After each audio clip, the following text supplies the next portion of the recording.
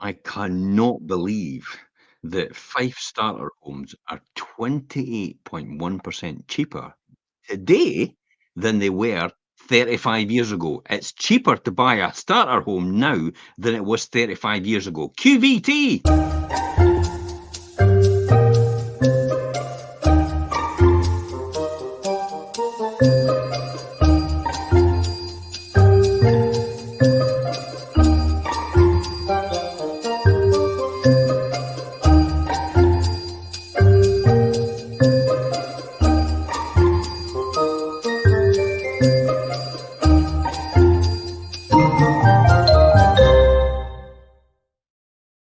This is a complete surprise, isn't it? It's like, Absolutely. wow. Because most people wouldn't believe you, Sophie, if you actually said to someone that it is 28.1% cheaper today than it was 35 years ago to buy a home. Because everybody thinks in relative terms about, wait a minute, 35 years ago, a home was a lot less to buy. It's a lot of other things that take into account, hence the reason why it's 28.1% cheaper today. It might surprise you, but despite significant inflation over the past few years, buying a house to stay today is actually still a lot more affordable as a percentage, and here it is, of take-home pay. Mhm. Yeah. I remember, you'll never remember, Sophie. You weren't here. No, It's like, hold but on. I remember when we were paying 50% of our salary for take home as a mortgage. Mhm, mhm. 50%. And today, people are going right to the wire saying, I'm paying 25% more. And it's like, what? I was paying double that. It's Mhm, like, mhm. um, All but the relative. average, I mean, it really comes down to the average value of a typical Fife first-time buyer property has actually surged by 346% since 1989. That's 35 years ago, reaching £150,100 in 2024. So the title of this article sounds wrong, but it's not really. And yet, Mhm, the headline price one pays for your home is almost completely irrelevant. mhm, So why is that? It's really down to what it costs each month on somebody's salary. You see, despite the increase in the house prices, the monthly mortgage payments for first-time buyers in Fife needed to make today are significantly lower as a proportion of the take-home pay as compared to 1989. Just as I've said, this is exactly the scenario I went through in 1989. We bought our first house in 1988, so there's mhm, no surprise that that was significantly more. yeah. And so when we take into account things like nationwide, the data nationwide has, and today's first-time buyers spend 21.8% of their household take-home pay on mortgage payments, substantially lower than the amount it was required in 1989, which was around about 30%. But honestly, I think I paid 50% at that point in time. There was one time interest rates went up to 15% overnight. Wow. Yeah, exchange rate mechanism fell and it all collapsed. It was a inter-Europe thing, between the pound and the pound and the, well, you'll probably not even remember that either.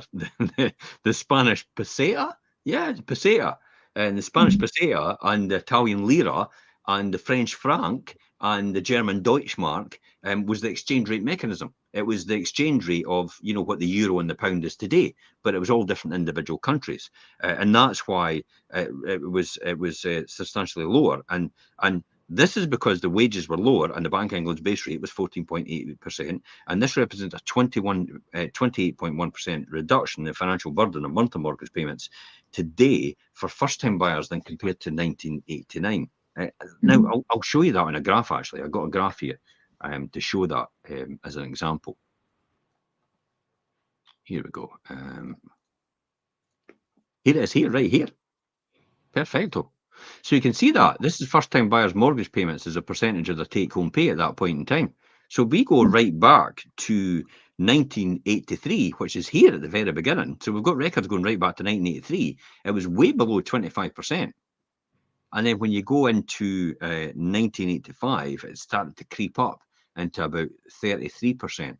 And then you can see how it dropped like a stone towards the Mhm, 90s. Now, that's because interest rates and base rates dropped as a result of a kind of recession period. Mhm. And so that was the first recession we all know about, it will live through. And then it jumped up again because base rates went up again in the early 90s to 30% of take-home pay. And then it dropped significantly again because we've got another recession in the mid-90s as a result. And therefore, it stayed historically low as percentage of take-home pay. And then it jumped up again in 2004 to 2006 because interest rates had to go up because there was a huge boom in the run-up to what we now know as the credit crunch, Mhm. which is here, 34.7%. And then it Yeah. dropped like a stone again because base rates dropped as a result of that. So percentage of take-home pay was a lot less in your mortgage because the interest rates dropped as a result of that. And then it started to creep up again. But it's still 21.8% of someone's take-home pay, which is significantly less, isn't it? Yeah, absolutely. And some people might argue that, 1989 was a long time ago. Maybe you weren't even born yet. So they might think it's irrelevant to today's. Well, thanks. Do I look that young? Yeah, you do. Yeah, whatever you're doing is working for you. Today, it might be irrelevant to today's economic climate. However, we would disagree. The Yep. more recent comparison, obviously from 2007, which we saw on the graph when obviously it peaked up to 34.7, reveals that first-time buyers in Fife had to allocate that 34.7 of their household income to their mortgage payments. This is still 37.1% higher than today's figures, underscoring the improved property affordability in Fife over the past few decades. So, why has this happened? Real incomes after inflation obviously have risen, and interest rates are much lower. That is true. You've got your UK Yep. household income has grown in real terms in the last 35 years by roughly 25%, and interest rates are about that 5.25%. 5.25. That's quite Mhm. interesting because the UK household incomes have grown in real terms in the last 35 years by 25.02%. But that's Mhm. actually that's excluding inflation. So Yeah. really, it's in real terms, it's actually grown by 25%. Excluding inflation figures. And interest rates, as you said, and base rates right now are at 5.25%. But you're getting some real good 5-year fixed rate deals right now, round about the 4.5%. I've seen one even creep into 3.99%. So the banks are being pretty savvy and pretty skilled about what they're doing. And it's quite interesting as well that when you look at the rental figures, this is just off on a track. When you look at rental figures, rental affordability is still quite there because if you look at Zooplus figures on the average of rents in Scotland, for example, is £797 per calendar month. Now that's in complete conflict about what the Scottish government says. It's a way over 1,000. So, but I think the analytics and the data that the Scottish government is using is actually just purely based on cities, which is clearly going to be at that level as well. But if you Yep. take into account villages and towns, which have more affordable properties, therefore more affordable rents, then I think Zoopla's information is probably the best accurate data that you could actually get for the rental income. And that proportion of rental income is around about a similar figure to what we are saying in terms of what it costs for a mortgage as well. Absolutely. Which kind of tells me then that there's still a benefit for people to rent. And it's because they don't need to do any repairs. It's the responsibility of the landlord Mhm. or Mhm. Mhm. improvements, over the Yep. long term as well. So if anything goes wrong, it's the landlord's responsibility. Whereas if you're a homeowner, anything goes Mhm. wrong, you're left with it. You're left with it. You have to pay for that. So I think a mortgage really it depends on people's circumstances. A mortgage is the least you'll pay, whereas rent is the most you'll ever pay. Mhm. Mhm. Yeah, but then obviously you see the difference even in terms of if you have got first-time buyers out there, have they actually got the deposit? There Yeah, is that element of it as well, but a deposit for a rental property is a fraction of what you'd be for a deposit for getting on that market and starting out there. So that is a factor of it as well. Is maybe yes, they mm, can get the mortgage, but what does their deposit look like? What does their lending look like versus going into rented? because you're the best part of 10, maybe 15, 20,000 pounds for your deposit if you're buying. Whereas if you're Mhm. renting, you've literally got 1 month's rent. Yeah, you can't compare. It's not comparable at all. So I think I think the answer to that then is it depends on people's personal circumstances, doesn't it? Whether they should Yes. rent or whether they should actually buy. Mhm. I'm a big fan of, you should only really buy if you're probably going to hold it for a longer period of time, especially if the entry and exit costs. I mean, the cost of buying and the cost of arranging a mortgage and the cost of the legal work, and then to sell as well, are within a short period of time, like a Mhm. couple of Mhm. years. Because if you're going to Yeah. pay that, you've been as well just renting and saving yourself the bother. Because in the next 3 or 4, 5, 6, maybe even 10 years, I can't see property prices going to boom again. I think they've leveled out, and I think you'll be 2 or 3% every single year from now on. Now, in Mhm. the last 20 years, I know because I did the analytics, property prices have gone up by 3.71% for the last 20 years, every single year Mhm. on average. So that's still well above inflation. Still, because inflation on average is only going up a couple of percentage points every year. It may seem Yeah. like in the last couple of years inflation's been historically high, but years before that, it was historically low, um, Mhm. as well as base rates as well. So affordability. This then says the affordability for the housing of the Fife and first time buyers is influenced by several factors beyond lower interest rates and increased household incomes. One significant aspect of the overall change in the housing market dynamics, including government policies and the availability of mortgage and demographic shifts. So what we're thinking then, Sophie, when it comes to things like let's talk about UK government policies and mortgage availability. How does that influence things? Well, you've got obviously them doing the supporting first time buyers. We were actually just speaking about this morning, Yeah, and we were speaking about the incentives that are out there for even for new build properties, for example, the incentives and what they are doing to support in terms of helping with deposit, in terms of paying a lump sum of it. So there is the support there for the first time buyers. You've got the help to buy mhm, schemes. You've got favourable mortgage products. Obviously, going and finding a reputable mortgage advisor as well to seek the best advice, um, having made home ownership more accessible. These policies often provide financial assistance or guarantee parts of the mortgage, reducing the initial financial barriers as well. Moreover, the availability of competitive mortgage products, and this is why I'm saying going to a mortgage advisor and maybe not necessarily just yeah, going straight to your bank. What can a mortgage advisor do for you? What is that wider market of products out there? Especially with the lower interest rates, so can they do a longer repayment term over 30 years, 35 years? Has that helped ease the burden for first-time buyers? There's all different yeah. kind of policies and supporting It tools. has in some respect helped ease the longer repayment terms, for example, from 30, from 25 to now. I mean, it used to be 25 years, now it's 30, now it's 35 years. I think the Mhm. difficulty of that is a lot of first-time buyers and people even that get these terms of mortgages have to remember if you're going to pay a lot more in the long run by leaving it a lot longer to pay it off, especially if you're capital repayment. Yep. And that's what you've got to worry about. So, so where you might save 20% in your costs every single month, you'll end up paying 40% extra overall in terms of the mortgage itself if you go from a 25 to a 35 year. I'm sure that's the figures on that. Somebody else could correct me if they want to. But it is by chance, fine, definitely that you're going to pay a lot more later on because you're paying less money to the capital. Therefore, the capital is attracting a higher interest every single month. Therefore, if it goes longer, then you're clearly paying a lot more back in the long term. But it's an easy way for the banks to smooth this out and actually get people to buy more and take mortgages out is to move the term of the loan. Yep. That's why I think prices of property will continue to go up. Now, everybody says that there's got to be a ceiling; it's going to run out at some time, steam at some point in time. But I've got a Mhm. sneaking suspicion they'll move them eventually to 45-year mortgages. And it sounds bonkers, but for the general person on the street, I definitely Mhm. think that they just think to themselves, well, how much is it going to cost me every single month? Yeah, well, home ownership, that's fine because I get to own my home.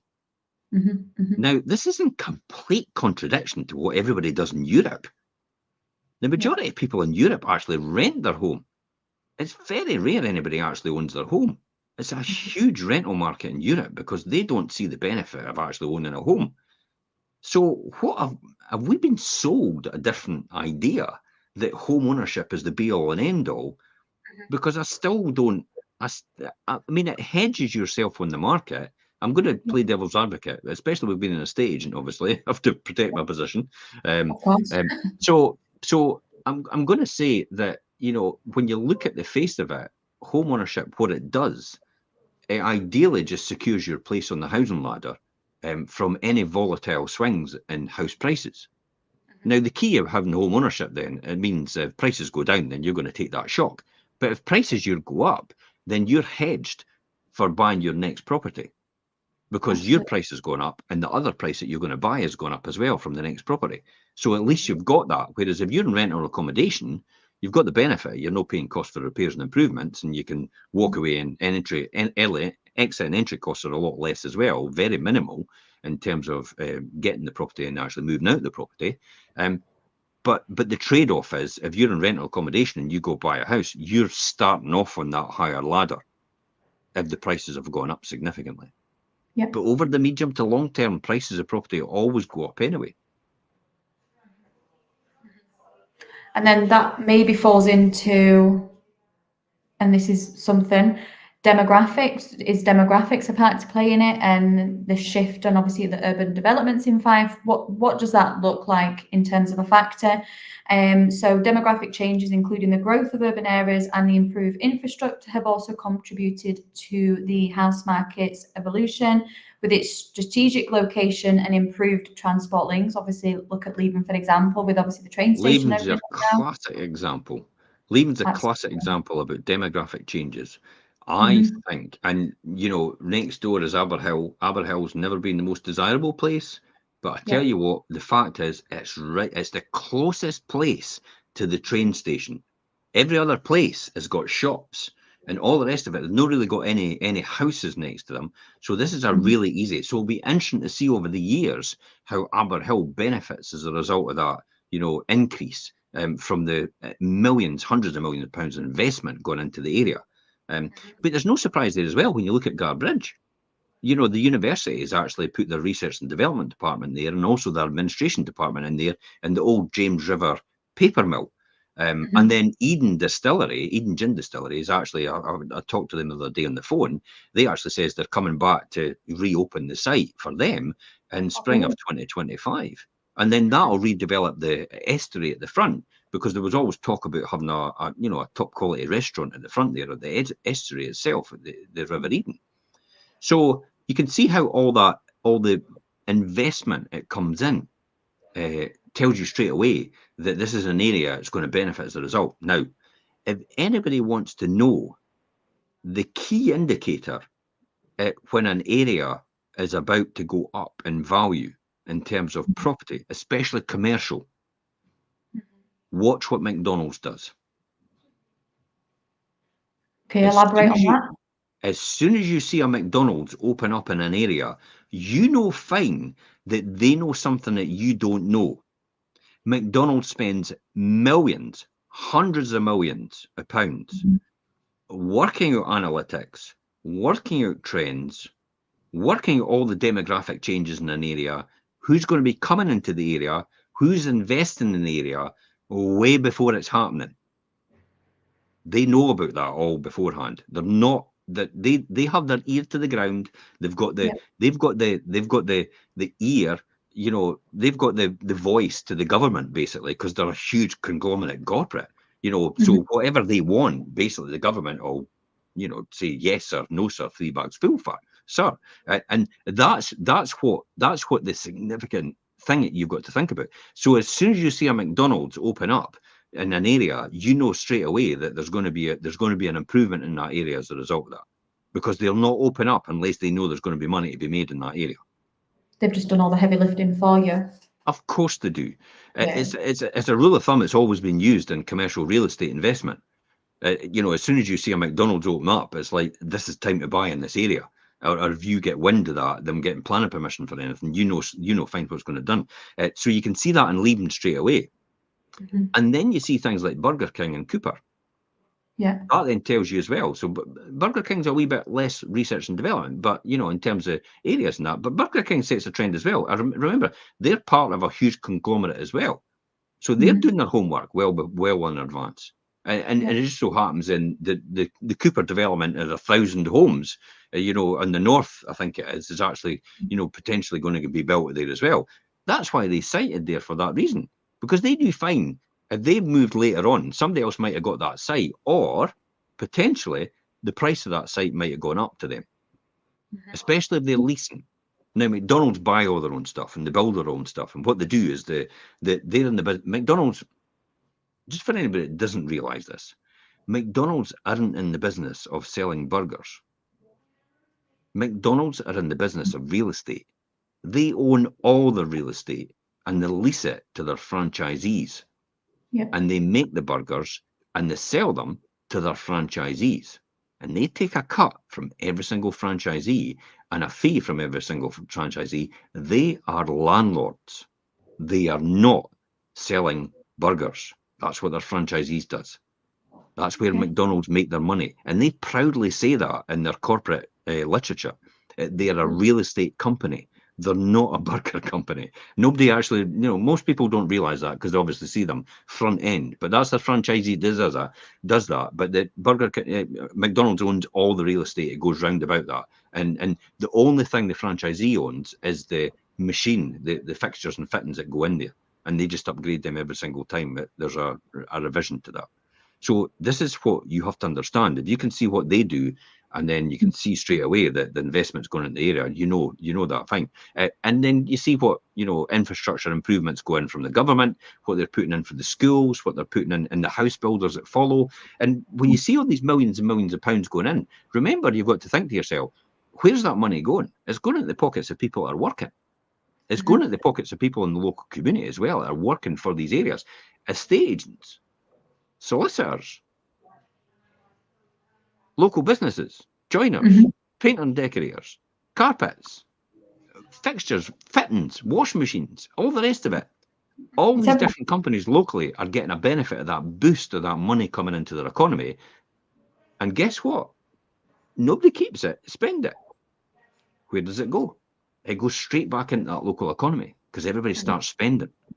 And then, therefore, the boost that comes as a result of that as well. So this is why you should know straight away. And then when all that money goes in, then people are prepared to pay more money for houses. Why do you think the boom happened after COVID? Because the government injected billions of pounds in the economy through credit. That billions of pounds gets spent and everything moves up in price as a result of that. That's where inflation comes from. When you manufacture money out of thin air and pump it into the economy, all the prices move up to match that because the same goods and services are still there. The same people are still here. They can only consume a certain amount of stuff. So if you've got more money chasing it, the price goes up as a result of it. Inflation happens as a natural course of that. So you always ask if when money goes into an area, and what next happens? That's what happens. And real estate goes up in value as well because people have got more money in their pockets because of that injection of money. Therefore, they're prepared to pay more money for that property. Therefore, that's why prices of properties begin to go up. So you can see that in a trend all the time. It's swings and roundabouts. It happens every single time. The cyclical development of boom and bust. That's you'll probably never have been in that situation yet, Sophie. But boom and bust is quite common over a period of 20 years. So it makes it attractive, definitely, when you put that infrastructure in. And you know yourself, the Leavenmouth area has actually benefited from, and I think we'll have more commuters coming as a result. There's no surprise when we go down on a Wednesday morning, when I go down to swim in the pool, the car park's full. And it's like, they're not all in the pool. No. They're on the train. A lot are away to Edinburgh. And then the easy things that happen as a result of that. So these are all the things that can have, and then affordable housing options, as you says, that come with it. But the question I would say to everyone is rent versus buy in Fife. What is the economic considerations? We touched on it previously, Sophie, but what is the economic considerations out of this renting versus buying? So you've got obviously new rental prices continue to rise at an alarming rate. The economic advantage of buying over renting becomes more pronounced. Renting often involves annual rent increases.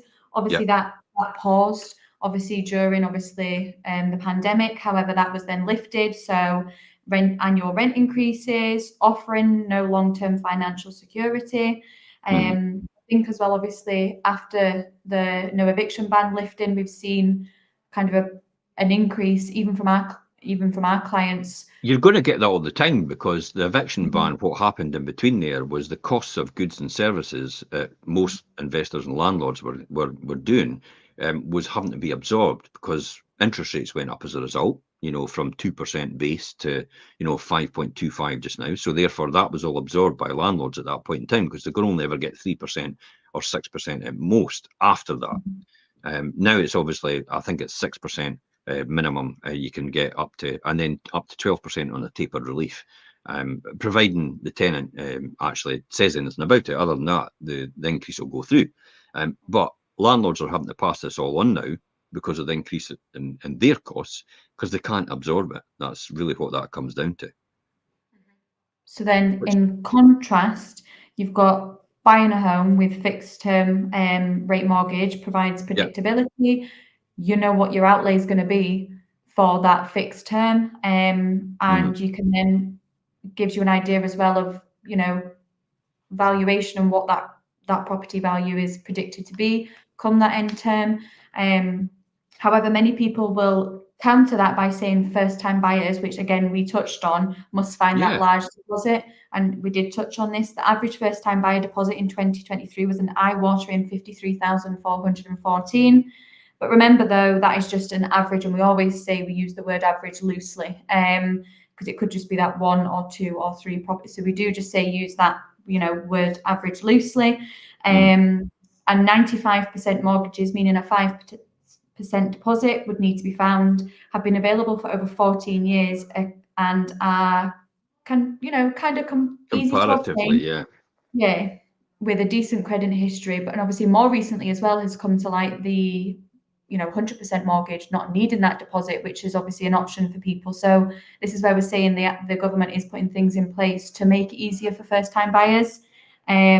Of course, a large deposit, around 25%, will get you to that lower interest rate. I mean, at the time, the best 95% mortgage with a 5% deposit was at 5.2, which again we touched on, versus 75% mortgage with a 25% deposit was a 4.24%. Wow. Yeah.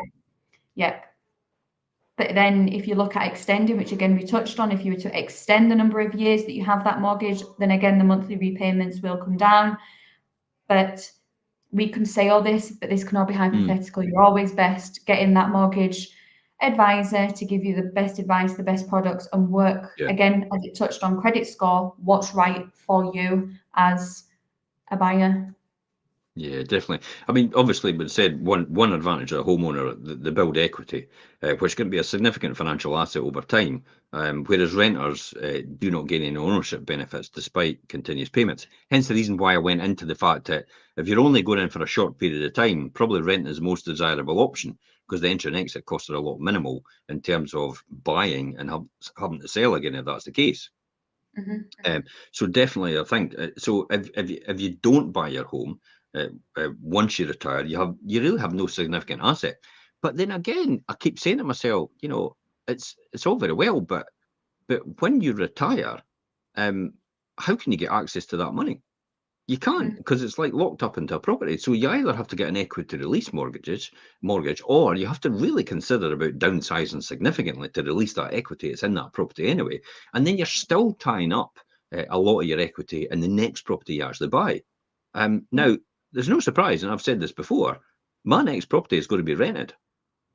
And I'll just release all the money from my house, because it's like, why would I want to then store it in? And a lot of people actually say, well, I could pass on it to the next generation. It's like, well, that's fine, but you've got to think about the lifestyle choices that's going to come with it. I've often come across people that have, they've got no one else to give it to, and they've come to me and said, basically that I've got all my money locked up in my property. How can I release it? Because when I go, the state will get it. That's it. There's no one to give it to. There's no one else. And they've been frustrated in the fact that they can't get access to it, because maybe equity release isn't the right product. It actually allows them to release that money for themselves. because of circumstances. Sometimes equity releases, it's got to be over 100,000. It can't be just an ex-local authority 2-bedroom flat. It's maybe at 75 grand. So it has to be a minimal amount before they actually do it. I think it's something to do with maybe the arrangement costs are prohibitive when you work it out with the value of the property itself. So these are all things and factors to think about, and about, you know, whether you want to do that later on or not. And you should really think about it before you do anything else. Classic example as well. Here's a good one. If you're in a property, sell the whole thing, then rent it, and let's be honest, if you're on pension credits, you'll actually get housing benefit and support from universal credit at the same time. You know, and you would release all that money as well. Obviously, there's limits. There's a certain amount you're allowed to keep, you know, in terms of what you've got in the bank, as opposed to what you would get then in subsidy from universal credit as a result of that. But then you have to look at that criteria at the time and plan for that future that you want to have. Then, if you're getting to that realm, then you've got to think about is like, do you really want to scrape by in your retirement? Because that's effectively what you're doing when you're saying, I tell you what, I'll just run it all down, I'll spend it all, and I'll never save for my retirement at all. I'll get universal credit, but then you'll be living on the breadline for the rest of your life. Is that really what you worked all your life for? No. So I think personally, this is just before we come to our final thoughts. Then, if you're doing home ownership or you're doing renting, you should really seriously seek the right advice first from the right people, in order to ascertain whether you actually want to rent continuous or buy your home in the beginning. And then when you're thinking about moving as well, I think you still have to think about, is renting a viability? There's a big, tremendous pressure on people to buy a house in this country. It seems to be the be all and end all. You know, people are actually, I see people congratulating their children about buying their own house, whereas I'm looking at it and thinking, you've just inherited a huge mortgage. They never think about that, do they? No. And a huge responsibility. You've got to maintain that house and look after it for all that time. And potentially you're stuck where you are. Here's a good question that everybody can ask themselves. You own your house right now, right? The person out there. If you're listening in and you own your house right now, if you were renting that house, would you continue to live in that house if you were renting it and you had the option to move easily to another house because you were just renting it? Would you continue to live in that house that you owned right now if you were renting it? If the answer to that is no, you would actually move, then you probably need to speak to us about selling your house then. I know my answer. Because it tells you straight you're not in your dream house then. If that's the case, you're not in your dream house, you don't like it. You know, and if you don't like it, then why are you living there? That's the key. So I think that's what a lot of people need to think about. However, I mean, we'll just say, however, as your family have probably flown the nest by the time you retire, you'll probably qualify for support for a smaller home. You know, meaning that you'll either move home when you reach retirement, or supplement the rent from your pension funds itself. Final thoughts, Sophie, on this? Final thoughts then. So you've got the Fife property market. It's been a roller coaster shift in affordability, as we've obviously just discussed in detail over the past 35 years. While property prices have increased substantially, the proportion of household income required for mortgage repayments has decreased due to lower interest rates, real-term income growth, the supportive government policies that we've touched on and discussed. This has improved affordability. Combined with the rising cost of rent, it does make the buy-in element more attractive and a financially sound option on paper. The economic landscape has changed significantly, favoring first-time buyers in ways that were impossible. I mean, you can tell me this one. Impossible in 1989, because as we know, I wasn't around then. 2007 I was. So even then, as the market conditions continue to evolve, first-time buyers in Fife can take advantage of the current conditions to secure their financial future through home ownership. The reduced financial burden and the potential for long-term gains makes now a suitable time for you to consider stepping onto that property ladder. Onto the property ladder, yeah. And Definitely. And even if it's a case of you're not too sure or this has raised questions, there's nothing stopping even just picking up the phone and having a conversation with us, asking these questions if it is something that you're not quite decided yet. Even if you want to call us and get registered as well, so you can, even if you're not quite decided, you can get an idea of what's out there, and we can then put you in touch with a mortgage advisor. We can do everything we can to help you, to at least guide you to, potentially having that home ownership.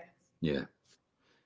My final thoughts is probably when you're going to make that decision, weigh up the pros and cons of renting or buying, and really take into account the fact that the monetary aspect of what you've got, the outlays in the beginning, and the outlays at the end of the transaction, on both sides, depending on, because you get a rough idea. I mean, most people that have first-time buyers, they live in a house for maybe 3 or 4 years.